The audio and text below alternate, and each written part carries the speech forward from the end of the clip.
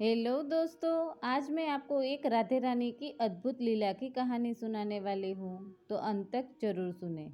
एक संत और राधे रानी की लीला। एक संत बरसाने में रहते थे और हर रोज सुबह उठकर यमुना जी में स्नान करके राधा रानी के दर्शन करने के लिए जाया करते थे। यह नियम हर रोज का था। जब तक राधा रानी के दर्शन नहीं कर लेते थे, तब तक जल भी ग्रहण नहीं करते थे। दर्शन करते करते तकरीबन उनकी उम्र 80 वर्ष की हो गई। आज सुबह उठकर रोज की तरह उठे और यमुना जी में स्नान किया और राधा रानी के दर्शन को गए। मंदिर के पट खुले और राधा रानी के दर्शन करने लगे।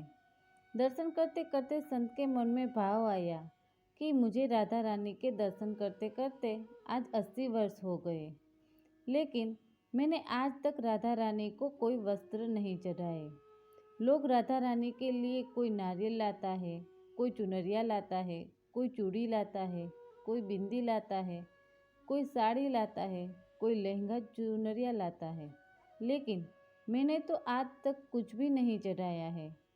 यह विचार संत जी के मन में आया कि जब सभी मेरी राधा रानी के लिए कुछ ना कुछ लाते हैं, तो मैं भी अपनी राधा रानी के लिए कुछ ना कुछ लेकर जरूर आऊँगा। लेकिन क्या लाऊं जिससे मेरी राधा रानी खुश हो जाए। तो संत जी यह सोचकर अपनी कुटिया में आ गए। सारी रात सोचते सोचते सुबह हो गई। उठकर स्नान किया और आज अपनी कुटिया में ही राधा रानी के दर्शन पूजन किए। दर्शन के बाद मार्केट में जाकर सबसे सुंदर वाला लहंगा चुनरिया का कपड़ा लिया और अपनी कुटिया में वापस आ गए। आकर के अपने ही हाथों से लहंगा चुनरी को सिला और सुंदर से सुंदर उस लहंगा चुनरिया में गोटा लगाए। जब पूरी तरह से लहंगा चुनरिया को तैयार कर लिया, तो मन में सोचा कि इस लहंगा चुनरिया को अपनी राधा रानी को पहनाऊंगा तो बहुत ही सुंदर मेरी राधा रानी लगेगी।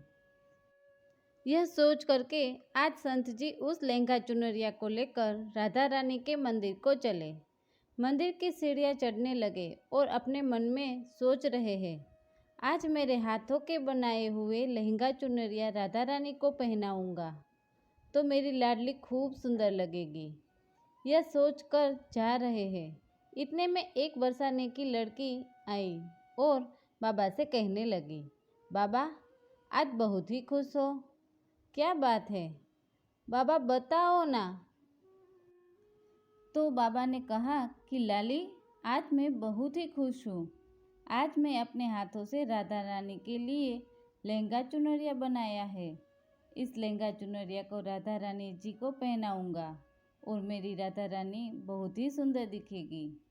उस लाली ने कहा, बाबा मुझे भी दिखाओ ना, आपने लहंगा चुनरिया कैसी बनाई है। लहंगा चुनरिया को देखकर वो लड़की बोली, अरे बाबा, राधा रानी के पास तो बहुत सारी पोशाक है, तो ये मुझे दे दो ना। तो महात्मा जी बोले, बेटी तुमको मैं दूसरी बाजार से दिलवाऊंगा, ये तो मैं अपने हाथों से बनाकर राधा रानी के लिए लेकर जा रहा हूँ, तुमको और कोई दूसरी दिलवा दूंगा। लेकिन उस छोटी सी बालिका ने उस महात्मा का दुपट्टा पकड़ लिया। बाबा ये मुझे दे दो, बाबा ये मुझे दे दो करके जिद करने लगी। संत भी जिद करने लगे कि दूसरी दिलवाऊंगा, ये नहीं दूंगा। लेकिन वो बच्ची भी इतनी तेज थी कि संत के हाथ से छुड़ा लहंगा चुनरिया को लेकर भाग गई।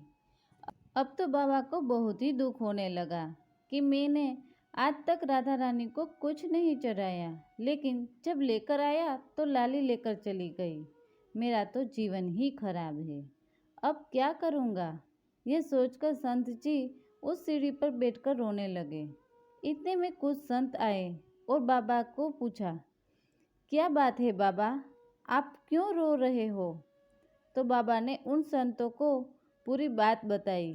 संतों ने बाबा को समझाया और कहा कि आप दुखी मत हो, कल दूसरी लहंगा चुनरिया बना के राधा रानी को पहना देना। चलो राधा रानी के दर्शन कर लेते हैं। इस प्रकार संतों ने बाबा को समझाया और राधा रानी के दर्शन करने के लिए लेकर चले गए। रोना तो बंद हुआ, लेकिन मन बहुत खराब था, क्योंकि कामना पूरी नहीं हुई ना। तो बिना मन से राधा रानी का दर्शन करने संत जा रहे थे और मन में यही सोच रहे हैं कि मुझे लगता है कि किशोरी जी की इच्छा नहीं थी, शायद राधा रानी मेरे हाथों से बने पोशाक पहनना ही नहीं चाहती थी। ऐसा सोचकर बड़े दुखी होकर जा रहे हैं। मंदिर आकर राधा रानी के पट खुलने का इंतजार करने लगे। थोड़े ही देर बाद मंदिर के पट खुले तो संतों ने कहा, बाबा देखो तो, आज राधा रानी कितनी सुंदर लग रही है। संतों की बात सुनकर जैसे ही बाबा ने अपना सिर उठाकर देखा तो जो लहंगा चुनरिया बाबा ने अपने हाथों से बनाकर लाए थे वही आज राधा रानी ने पहना था।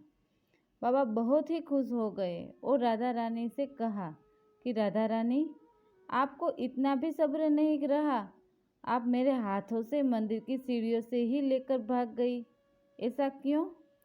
सर्वेश्वरी श्री राधा रानी ने कहा कि बाबा, आपके भाव को देखकर मुझसे रहा ही नहीं गया, और ये केवल पोशाक नहीं है, इसमें आपका प्रेम है। तो मैं खुद ही आकर आपसे ये लहंगा चुनरिया छीनकर भाग गई थी। इतना सुनते ही बाबा भाव विभोर हो गए और बाबा ने उसी समय किशोरी जी का धन्यवाद किया। अगर वीडियो पसंद आई है तो वीडियो को लाइक करें और आगे ऐसी ही वीडियो देखने के लिए हमारे चैनल को सब्सक्राइब करें और कमेंट में जय राधे रानी अवश्य लिखें। Thanks for watching.